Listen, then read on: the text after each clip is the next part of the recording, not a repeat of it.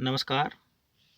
महर्षि याज्ञवल्क्य कृत याज्ञवल्क्य स्मृति के व्यवहार अध्याय के भाग 4 में आप सभी का स्वागत है।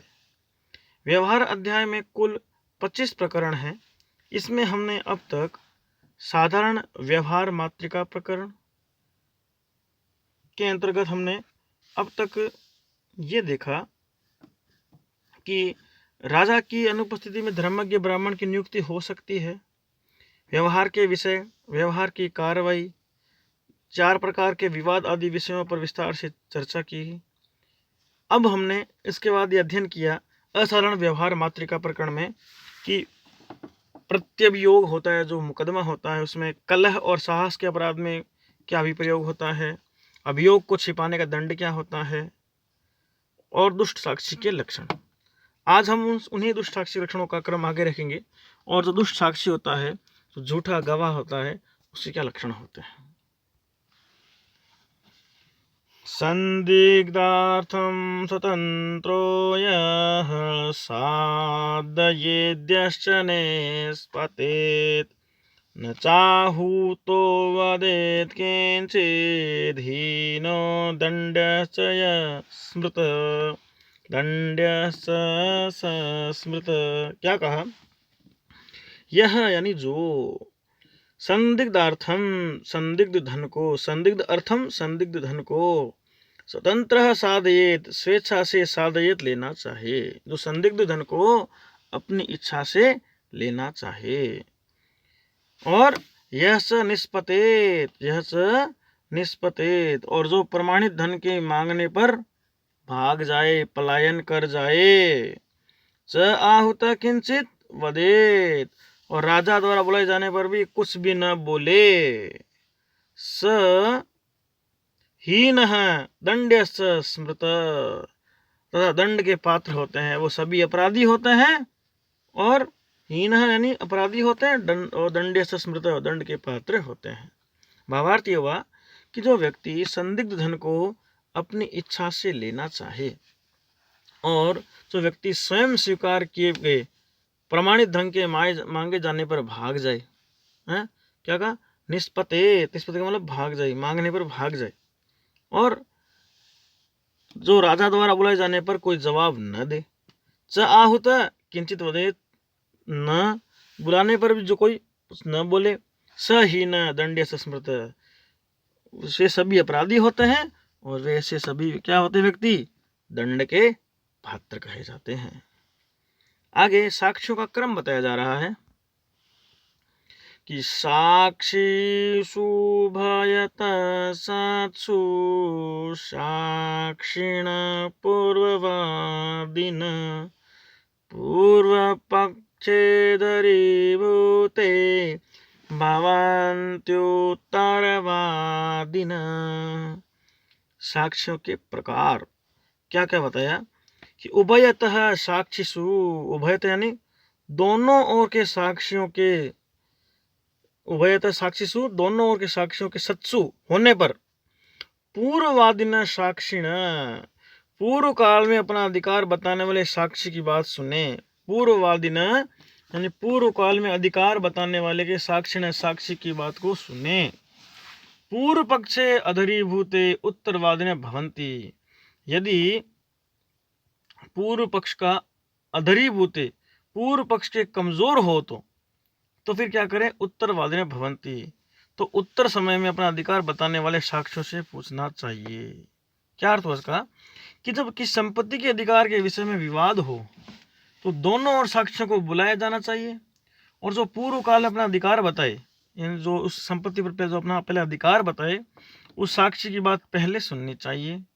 यदि पूर्व पक्ष निर्बल या कमजोर हो जाए तो उत्तर काल में अपना अधिकार बताते हुए साक्ष्यों की बात सुननी चाहिए। ये साक्षी को सुनने का क्रम है, ये बताया महर्षि याज्ञवल्क्य ने। फिर क्या कहा? फिर सपण विवाद का निर्णय। सपण विवाद का निर्णय ये क्या है, ये जानते हैं कि सपण से विवाद स्यात् तत्र हीनं तुदापयेत् दंडम च स्वपणम नैव धनिने धनमेव च। क्या कहा? सपण यानी शर्त लगा करके, सपण का मतलब शर्त लगा करके, सपण विवाद चेत, यदि सपण विवाद हो रहा है, तू तत्र हीनम दापयेत, तो जो हीन है यानी पराजित होने वाले से राजा धन दिलावे, दापयेत धन दिलावे। सपण यदि सपण विवाद हो रहा है तो पराजित होने वाले से दापेत राजा धन दिलावे। और दंडम स्वपणम से धनिने धनमेव च, पराजय स्वीकार कर लेने से पण दिलवाए, यानी पराजय स्वीकार करने वाले से पण दिलवाए। दंडम स्वपणम चैव, और धनिने धनमेव च, थोड़ा धन के अधिकारी को धन दिलाए। क्या तात्पर्य इसका? यदि शर्त लगाकर विवाद हो रहा है तो शर्त पण की शर्त लगाने वाला यदि पराजित होता है तो उसे हारा हुआ धन राजा दिलवाए, हारा हुआ धन राजा उसको दिलवाए दूसरे व्यक्ति को। और दोनों ही यदि कम या ज्यादा धन की शर्त लगावे तो पराजय को स्वीकार करने वाले से पण दिलवाए और धन के अधिकारी को धन दिलवाए। ये राजा का कर्तव्य है। और क्या है? सपण विवाद का निर्णय क्या होता है बताएगा। छलं निरास्य भूतेन व्यवहारान्नयेन्द्रिप, भूतमप्यनुपन्यस्तं हीयते व्यवहारत। क्या अर्थ है उसका? छलम निरस्य नृपः भूतेन व्यवहारात नयेत। छलम निरस्य, छल को छोड़कर, नृपः राजा, भूतेन वस्तु स्थिति के अनुसार, जो भूतकाल भूत में जो सामने दिखाई दे रहा है ऐसी स्थिति के अनुसार, वस्तु स्थिति के अनुसार, व्यवहारात नयेत व्यवहारों का निर्णय करे। छल को त्याग करके, छल को छोड़कर राजा वस्तु स्थिति के अनुसार, हालातों के अनुसार विवादों का निर्णय करे। और भूतम अपि अनुपन्यस्तम, भूतम अपि अनुपन्यस्तम का मतलब, अनुपन्यस्तम का मतलब न कहने पर, सच्ची बात यानी यथार्थ बात होने पर भी उसे न कहने पर, यथार्थ बात होने पर उसे न कहने पर व्यवहारात हीयते, व्यवहार या विवाद में पराजित होता है। यथार्थ बात होने पर भी उसे न कहने पर विवाद में पराजित होता है। अर्थ क्या हुआ इसका? कि राजा प्रमाद पूर्वक कही गई बात विश्वास न करे, हंसी मजाक की बात विश्वास न करे, वस्तु स्थिति के अनुसार विवादों का निर्णय करे। यदि यथार्थ बात होने पर भी नहीं कहे तो विवाद में पराजय ही प्राप्त होती है। अतः सच्ची बात होने पर ही अवश्य कहनी चाहिए। यथार्थ बात होने पर भी नहीं कहे तो उसे विवाद में पराजय का सामना करना पड़ता है। अतः सच्ची बात होने पर उसे अवश्य कह देना चाहिए। व्यवहारात हीयते अनुपन्यस्तम, यदि भूतम बात है, यदि सच बात है, उसको नहीं कह रहा है तो व्यवहार में वो, उस मुकदमे में, उस दायर, उस वाद विवाद के अंदर, विवाद में वो पराजय को प्राप्त करता है। अतः सच्ची बात होने पर उसे अवश्य कह देना चाहिए। फिर क्या कहते हैं सपण विवाद के निर्णय में? और कि निन्नुते, निन्नुते का मतलब अस्वीकार करना, निन्नुते लिखितं नैकामेक देशे विभावित, दाप्यः सर्वं नृपेणार्थं न ग्राह्यस्त्वनिवेदित। क्या अर्थ हुआ? नैकम लिखितम, नैकम मतलब अनेक बार लिखाई गई वस्तुओं में, वादी द्वारा लिखाई गई वस्तुओं में से, निन्नुते यदि प्रतिवादी यदि अनेक का लेना अस्वीकार कर लेता है, यानी नैकम लिखितम वादी द्वारा लिखाई गई वस्तुओं में से यदि प्रतिवादी यदि निन्नुते एक देशम, यदि अनेक का लेना स्वीकार करता है, एक वस्तु लेना भी यदि वो क्या कर लेता है, अस्वीकार करता है, तो एक देश विभाजित सर्वम दाप्य है, और उसका उनमें से यदि एक वस्तु लेना स्वीकृत हो जाता है, तो सर्वम दाप्य, तो राजा उसे सभी वस्तुएं दिलवाए।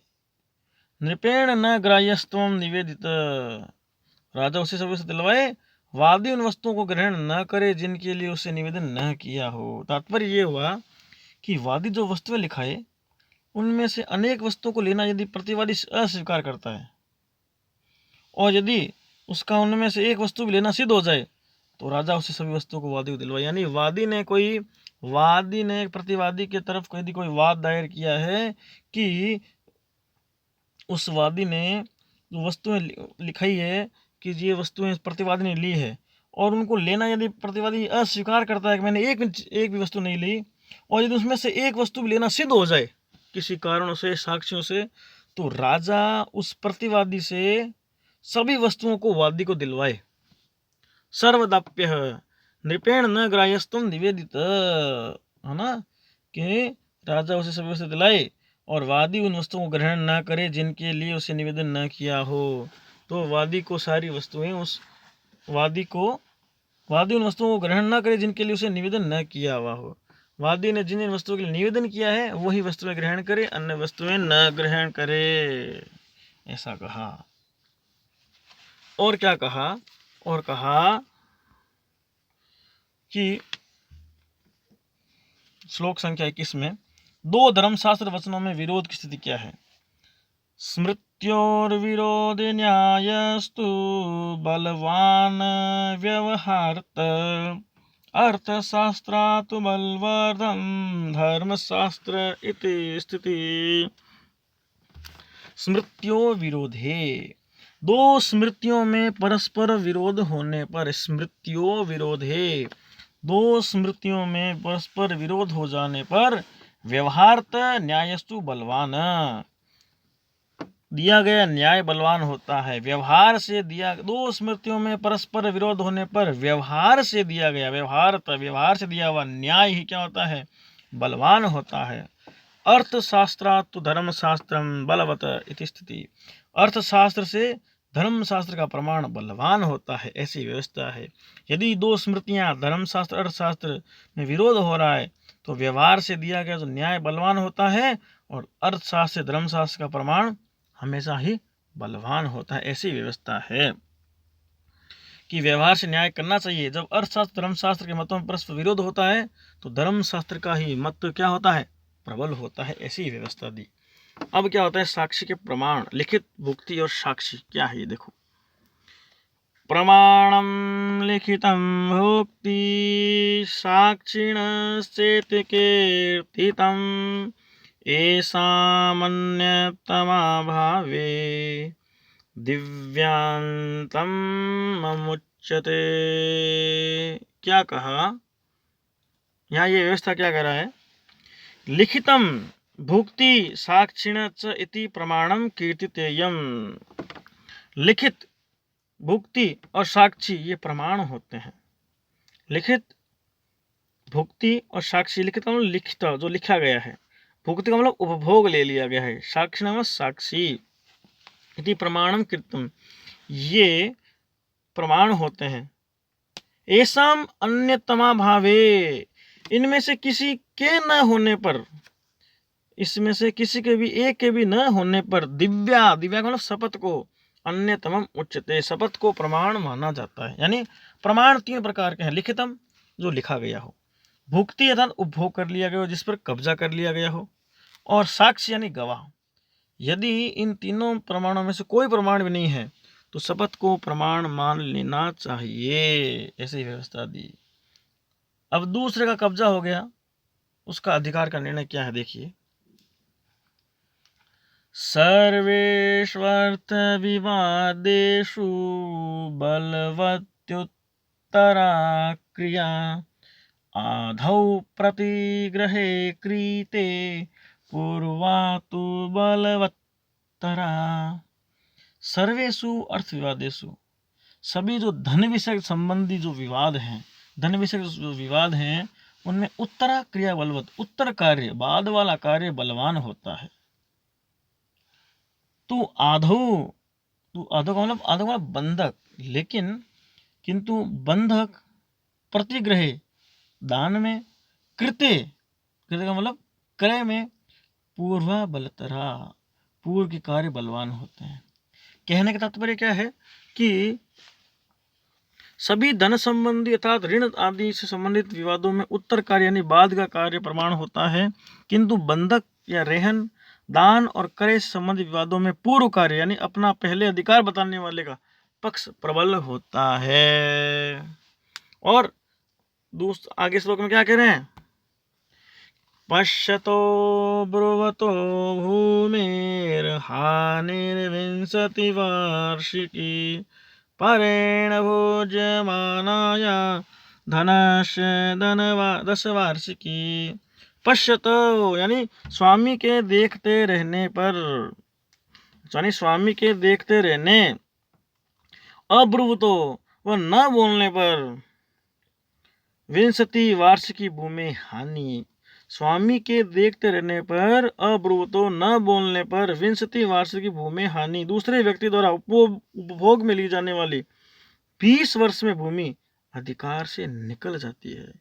यानी स्वामी के देखते देखते ही और न कुछ बोलने पर दूसरा व्यक्ति किसी भूमि का उपभोग कर रहा है, लगातार 20 वर्ष उपभोग कर लिया तो भूमि अधिकार से निकल जाती है, भूमि हानि, भूमि का अधिकार से निकल जाती है। इसलिए परेण भुज्यमानाया धनस्य 10 वार्षिकी, और दूसरे द्वारा उपभोग किया गया धन भी 10 वर्ष के बाद अधिकार से निकल जाता है। तात्पर्य क्या है? यदि कोई व्यक्ति किसी के पास भूमि गिरवी रखता है और उसका 20 वर्ष उपभोग करता है, तो इस बीच यदि उसका स्वामी आपत्ति नहीं करे तो 20 वर्ष बाद वह उस भूमि उसकी हो जाती है। इसी प्रकार धन के विषय में यदि किसी के पास धन गिरवी रखा जाए और 10 वर्ष के बाद उपभोग करने वाला उसका स्वामी हो जाता है, पूर्व स्वामी का उस पर कोई अधिकार नहीं रहता। धन पर तो 10 साल के बाद और भूमि पर 20 साल के बाद।